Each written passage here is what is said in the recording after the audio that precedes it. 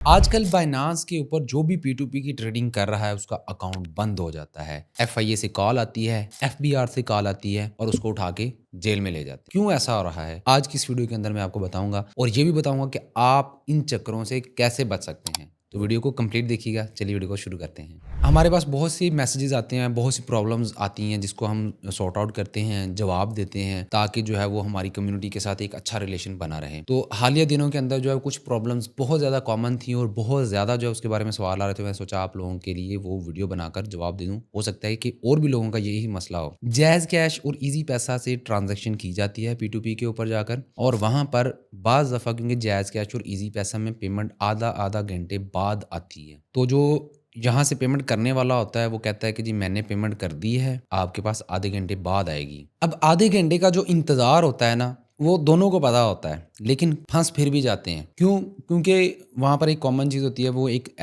जिसके साथ आप ट्रेड कर रहे होते हैं P2P की, वो क्या कहता है कि यार ये लो मेरा व्हाट्सएप नंबर, इस पे मुझसे मैसेज पे बात कर लो, जैसे ही पेमेंट मुझे मिलेगी मैं आपके USDT रिलीज़ कर दूंगा। ठीक है? तो अब क्या होगा, आप मैसेज पे बात करेंगे, वो आपसे गपशप लगाएगा, आप उसकी बातों में आ जाएंगे। वो कहेगा कि यार मैं आपके लिए अच्छा बंदा हूँ, मैं आपकी पेमेंट वापस करूँगा, आपको दूँगा या डेफ़िनेटली मेरे पास जैसे रिसीव होती है। तो आप ऐसा करें वहाँ से ऑर्डर जो है ना वो कैंसिल कर दें या वहाँ पर लिख दें कि मैंने रिसीव पा लिया। अब क्या होगा, जैसे ही आपने वहाँ पर रिसीव पा लिया का बटन क्लिक करना है, आपकी काम ख़त्म। आपने बायनांस को बता दिया कि हाँ, आपको USDT मिल गए हैं। तो ऐसे क्या होता है, आपके पैसे ज़ाया हो जाते हैं, ये एक मसला है। दूसरा मसला ये है कि आपको जब पेमेंट आ गई है तो पेमेंट आने के बाद आपने उसको वेरीफाई करना है कि हाँ वाकई ही आ गई है। मैसेज बाज़ दफ़ा फेक भी आ जाता होता है आपके सेम नंबर के ऊपर। आपने स्टेटमेंट जाकर एप्लीकेशन के अंदर चेक करनी है कि हाँ क्या वाकई ही अकाउंट के अंदर ऐड हो गए हैं पैसे, फिर आपने पेमेंट रिलीज़ करनी है वरना नहीं करनी। दूसरा मसला आ रहा है कि P2P के ऊपर जो ट्रांजैक्शंस करते हैं बायनांस के ऊपर, तो उनका अकाउंट बंद हो जाता है और लोग इसी डर से जो है वो face to face P2P trading करनी शुरू कर दी कि यार दो बंदे मिलते हैं कहीं जगह पर और एक बंदा कहता है ये लो कैश और मेरे बायनांस में पैसे ट्रांसफ़र कर दो। सुनने में बड़ा इजी लग रहा है कि यार बंदा सामने होना है, फ्रॉड कैसे कर सकता है, अगर करेगा तो मैं पकड़ लूँगा उसको। फ्रॉड फिर भी हो जाता है। क्यों? क्योंकि जब उसने पेमेंट करनी है, हो सकता है कि आपको पेमेंट करने से पहले उसने 100 लोगों को पेमेंट पहले भी की और वो एक एक्सचेंजर हो कि उसका काम ही यही है USDT बेचना और ख़रीदना। पाकिस्तान के अंदर इल्लीगल वे से USDT खरीदना और बेचना एक जुर्म है। इसको हवाला हुंडी कहा जाता है।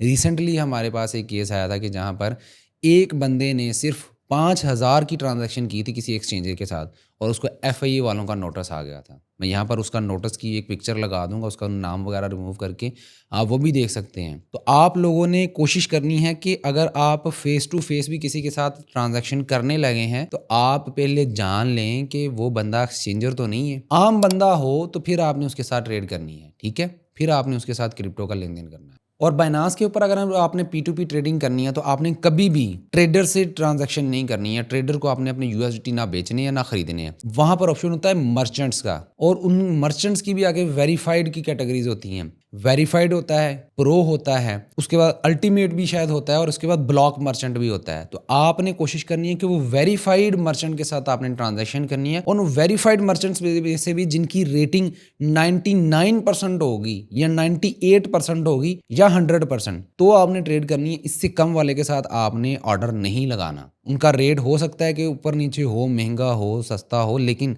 आपने उन्हीं के साथ करना है जो मैंने आपको बताए हैं। और 99% अगर उसकी ट्रेडिंग हिस्ट्री है और उसकी ऑर्डर कंप्लीशन है तो आपने ये भी चेक करना है कि उसको कितने दिन हो गए हैं, कितने साल हो गए यहाँ पर ट्रेडिंग करते हुए। अगर उसका 1 साल से ज़्यादा का एक्सपीरियंस है, 1 साल से ज़्यादा वो ऑर्डर्स जो है वो यहाँ पर कर रहा है प्रोसीड, तो आपने फिर जो है उसके साथ ट्रांजैक्शन करनी है। और सबसे इम्पॉर्टेंट चीज़, बहुत से लोग, कम लोग जो है यहाँ तक पहुँचे होंगे उनके लिए ये चीज़ बता रहा हूँ कि जो भी आपने ऑर्डर करना है वहाँ पर P2P पर, आपने वहाँ से ID कार्ड की पिक्चर लेनी है अगले बंदे से। उसको कहना है कि भाईजान, बैंक वालों ने अगर मुझसे पूछा कि भाई ये किस बंदे के साथ आपने पेमेंट का लेन देन किया है, उस बंदे को भेजो या उस बंदे का ID कार्ड दो, तो आप वो ID कार्ड इस पर्पस के लिए ले लें उससे और वो लोग दे भी देंगे आपको, ठीक है? और दूसरी इंपॉर्टेंट चीज़ कि आपने उस ऑर्डर की एक रसीद बना लेनी है। अगर आप कोई कारोबार कर रहे हैं इसके अलावा, तो आप अपने उस कारोबार के लेन देन की रसीद बनाकर अपने पास रख लें कि जी मेरे बैंक में जो पैसे इस बंदे ने भेजे हैं, इसका आईडी कार्ड ये आ गया है, इसको मैंने ये वाली चीज़ फ़रोख्त की है, उसके एवज़ जो है ये पेमेंट मेरे पास आई है। इस तरीके से आपके पास एक पेमेंट प्रूफ़ भी होगा कि मैंने क्यों इससे पेमेंट मंगवाई है, जिसको मैंने ये चीज़ सेल की है, उसका आईडी कार्ड भी होगा, और उसके अलावा जो फ़ॉर्मेलिटीज़ हैं वो भी मैंने आपको बता दी हैं। उनको कंप्लीट करके आप ऑर्डर प्रोसीड करेंगे तो इंशाल्लाह आपको मसला नहीं आएगा।